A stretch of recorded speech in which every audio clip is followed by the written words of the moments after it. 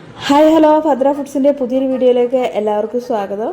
ഈത്തപ്പഴം ചെറുനാരങ്ങ അച്ചാർ തയ്യാറാക്കുന്നതാണ് കേട്ടോ ഇന്നത്തെ വീഡിയോയിൽ ഞാൻ ഉൾപ്പെടുത്തിയിരിക്കുന്നത്.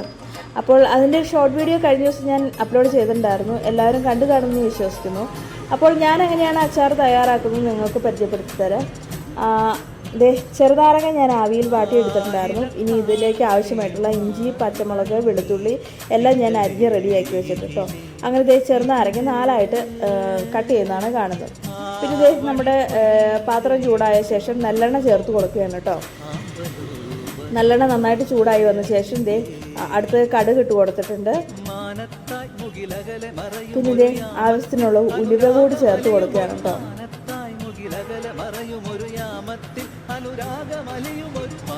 ഇനി ഇതിലേക്ക് ആവശ്യമായിട്ടുള്ള വെളുത്തുള്ളി ചേർത്ത് കൊടുക്കുകയാണ്.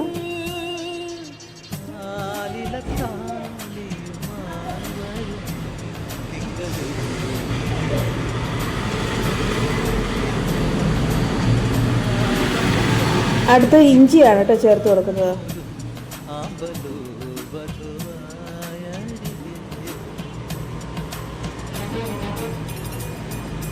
ഇഞ്ചി ചേർത്ത് കൊടുത്ത ശേഷം പച്ചമുളക് കൂടി ചേർത്ത് കൊടുക്കുകയാണ്.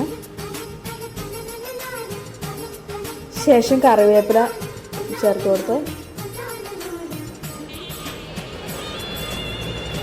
എല്ലാം കൂടി നന്നായിട്ട് കൂട്ടി യോജിക്കും കേട്ടോ.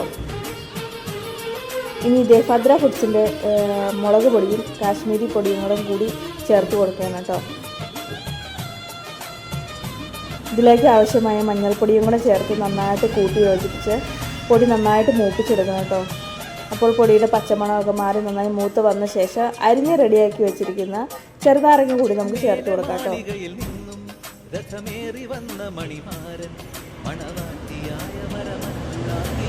അങ്ങനെ എല്ലാം നന്നായിട്ട് കൂട്ടി യോജിപ്പിച്ച് നല്ല പാകത്തിനാക്കി എടുക്കണം കേട്ടോ. അങ്ങനെ ആയി വന്ന ശേഷം ഇതിലേക്ക് ആവശ്യമായിട്ടുള്ള വിനാഗിരി ചേർത്ത് കൊടുക്കുകയാണ്. ഞാൻ വളരെ കുറച്ച് വിനാഗിരിയാണ് കേട്ടോ ചേർത്ത് കൊടുക്കുന്നത്. പിന്നെ കായം ചേർത്ത് കൊടുക്കുകയാണ്. ഇനി ഇതെല്ലാം കൂടി ഒന്നുകൂടെ കൂട്ടി യോജിപ്പിച്ച ശേഷം നമ്മളെടുത്ത് വെച്ചിരിക്കുന്ന ഈത്തപ്പഴം അതിൻ്റെ കായൊക്കെ കളഞ്ഞ് നല്ല പാകത്തിന് അരിഞ്ഞെടുത്തിട്ടുണ്ട്. അത് ചേർത്ത് കൊടുക്കുകയാണ് കേട്ടോ. അപ്പോൾ ഈത്തപ്പഴം ഉടയാതെ വേണം കേട്ടോ ഇനി അടുത്തത് നന്നായിട്ട് കൂട്ടി യോജിപ്പിക്കാൻ. പിന്നെ ഗ്രേവിക്ക് ഞാൻ തിളപ്പിച്ചാറിയ ചൂടുവെള്ളമാണ് കേട്ടോ ചേർത്ത് കൊടുക്കുന്നത്. ഇനി ആവശ്യത്തിനായിട്ടുള്ള പഞ്ചസാര കൂടി ചേർത്ത് കൊടുക്കുന്നുണ്ട്. ശർക്കര ഉണ്ടെങ്കിൽ ശർക്കര ഇട്ടാൽ മതിയായിരുന്നു. എൻ്റെ കയ്യിൽ പഞ്ചസാര ഇടുന്നതാണ് ഞാൻ പഞ്ചസാര ഇട്ടു. ഇത് തീ ഓഫ് ചെയ്ത ശേഷം പാകത്തിന് ഉപ്പും കൂടെ ചേർത്ത് കുറച്ച് കറിവേപ്പില കൂടെ വിതറി ഇപ്പം നമ്മുടെ അച്ചാർ നല്ല പാകത്തിന് കുറുകി നല്ല പാകത്തിനായിട്ട് വന്നിട്ടുണ്ട് കേട്ടോ.